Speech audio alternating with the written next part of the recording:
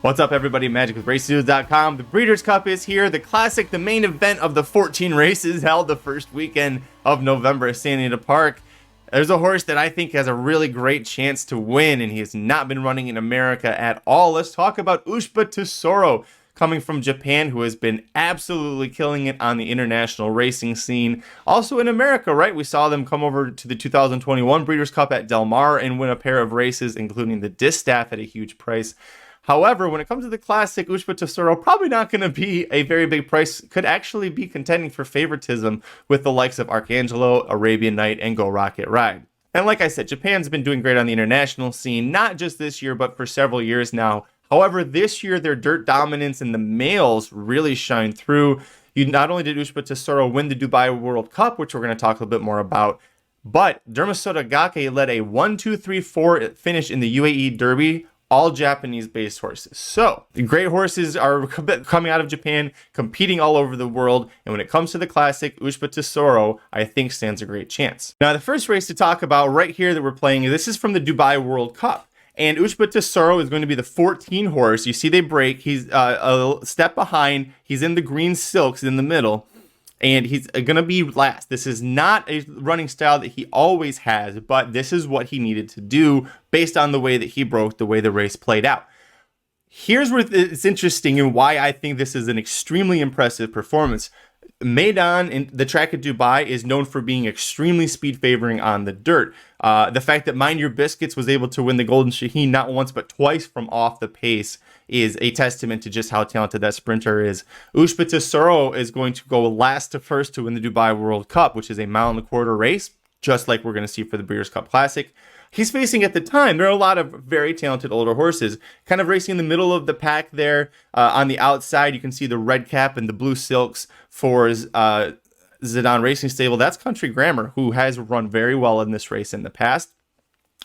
Algiers is in this race. He is just ahead of Country Grammar. There you see the head on. Algiers has the gold silks with the dark blue cap, and just behind him and this direction is Country Grammar. By the way, you see the green silks. Ushba Tesoro is still in last place. He's shown that if the pace is going to be fast, if horses aren't able to handle 1.25 miles, which a lot of the field for the Classic traditionally isn't a 1.25 miles field. They're just kind of there because they're 1.125 horses, or they're giving it a shot. Ushba Tesoro not only last, now look, he's the widest of all horses right there. That is him on the far outside. Then he gets bumped. It happened right off the screen as they were going off screen.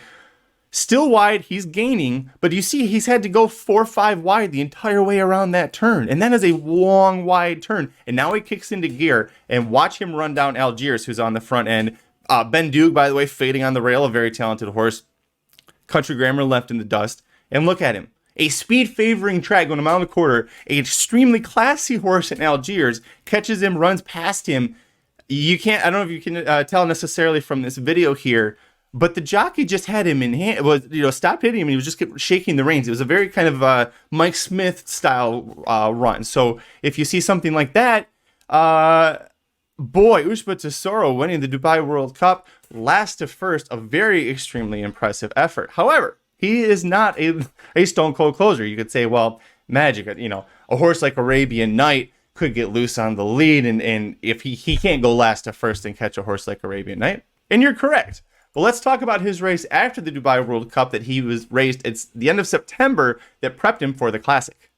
So this is the race that prepped him for the Breeders' Cup Classic. He's got the yellow hood on, the yellow blinkers. You see kind of forwardly placed there, broke very well. Green silks, blue cap on the jockey. We'll get a better shot here in just a second. Ushba Tesoro right behind the early pace setter here. Now, this is a 1.1 mile race on dirt, 6 months after the Dubai World Cup. He had not raced in between them. This was the target spot for him to return to prep for the Classic. He broke well, and the jockey, he had a much better post position than he did for the Dubai World Cup, and the jockey put him in the right position, saving on the ground on the rail. I'm going to fast forward a little bit through this race because not a lot's going to happen on the backside, but you'll notice that they are going to get a little bit of a distance, the top two will, on Ushba Tesoro, who's going to save ground in third. So they're heading into the far turn. Their top two were pulling away. And right here, you see the jockey is giving the signal on Ushba Tesoro. Watch how quickly he gobbles up these two like they're in a workout, like a leisurely jog. And he just right around them. getting ready for the big race of his life, flies right past them, and watch him continue to kick away, not being hit, not being asked for his best, just a vigorous hand ride, being reminded, you got to keep going, you got to keep pushing, and we're going to set you up well. This was about a 1.125 mile race. We're going to set you up perfectly for the 1.25 mile Breeders' Cup Classic. Just a superb effort, a beautiful return from that horse. And now he's going to come to America, and he's going to do what Mandarin Hero tried to do, which was go straight off the plane from Japan to a race at Santa Anita and try to win it. Mandarin Hero almost won the Santa Anita Derby earlier this year, doing the same thing. Could Ushba Tesoro one-up him? So there you have it. My thoughts on Ushba Tesoro for the Breeders' Cup Classic, a horse whose bloodlines include the great Sunday Silence, Mr. Prospector, Northern Dancer, and so many more. What do you think about Ushba Tesoro, though? I'd love to hear from you. Put your thoughts down below in the comments section. Do you like this horse's chances to win? Do you think he'll be too short of a price to be able to play off the boat? Do you think that possibly Arabian Night's going to go gate to wire like we saw him do in the Pacific Classic, and Ushba Tesoro can only settle for second? Whatever your thoughts are, put them down below in the comments section. Before you leave, hit like on the video, subscribe to youtube.com/racingdudes. Head over to racingdudes.com for free picks for every race, every day, every track across the country. And of course, complete Breeders' Cup coverage, including the 2023 Breeders' Cup Betting Bible, available for pre-sale right now. Go check it out at racingdudes.com. And until next time, good luck. RacingDudes.com is your home for the best free picks for every race, every track. It's Breeders' Cup season, and we've got wall-to-wall coverage of the World Championships. Subscribe to youtube.com/racingdudes right now. Click the notification bell. You never want to miss a single video. Want to make money betting horses? Bet with the Racing Dudes.